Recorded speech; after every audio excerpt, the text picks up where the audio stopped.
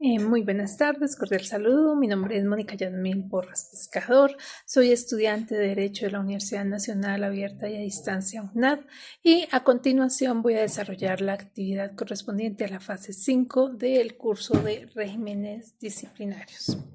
Bueno, en este video presentaré un análisis integrado sobre uno de los temas centrales del derecho disciplinario colombiano, la distinción entre el dolo y la culpa grave. Para ello voy a exponer 3 casos ubicados en el sector minero ambiental y en la función pública territorial en los que se evidencia cómo el operador disciplinario analiza casos concretos para poder diferenciar estas dos modalidades de la conducta.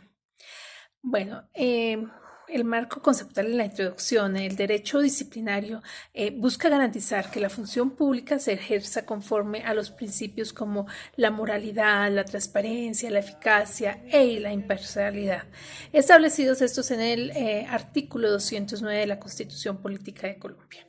Además, la Ley 1952 del 2019, el Código General Disciplinario, establece que las faltas disciplinarias solo pueden sancionarse a título de dolo o culpa, excluyendo la responsabilidad objetiva de la culpa leve. Existe dolo cuando un servidor público conoce la ilicitud de la conducta y aún así quiere realizarla. Por su parte, la culpa grave ocurre cuando el servidor incumple de manera manifiesta o sin excusa alguna el deber objetivo del cuidado sin una intención de producir un resultado. La diferencia entre las dos modalidades es fundamental, ya que determina tanto la existencia de la responsabilidad como la gravedad de la sanción disciplinaria. Empecemos con nuestro caso. El caso 1, vamos a trabajar sobre el dolo, la alteración de un expediente minero.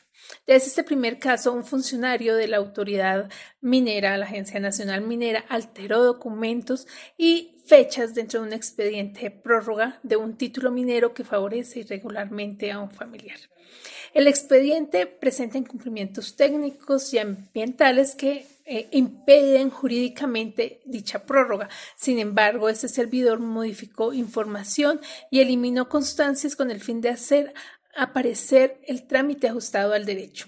En este caso se configura claramente el dolo porque el funcionario conocía la ilegalidad de la actuación y voluntariamente alteró el expediente para beneficiar al titular minero.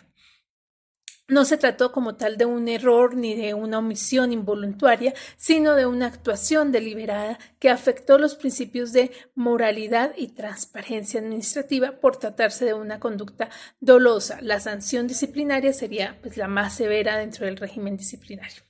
El caso 2, que vamos a tratar culpa grave, entonces aquí lo vamos a trazar con una omisión de un seguimiento ambiental.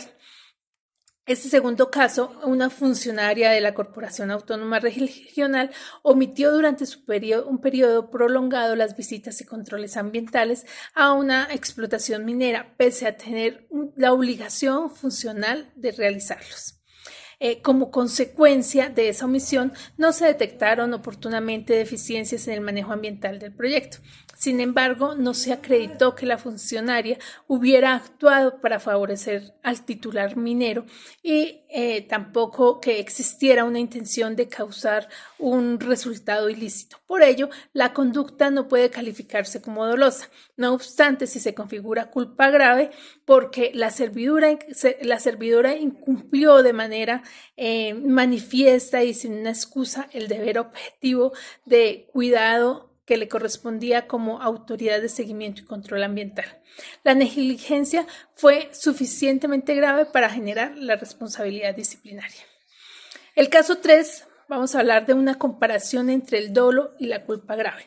Este tercer caso permite comparar directamente ambas modalidades de conducta dentro de un mismo escenario. Entonces, durante un trámite de una licencia relacionada con una explotación de una cantera, intervinieron 2 funcionarios públicos.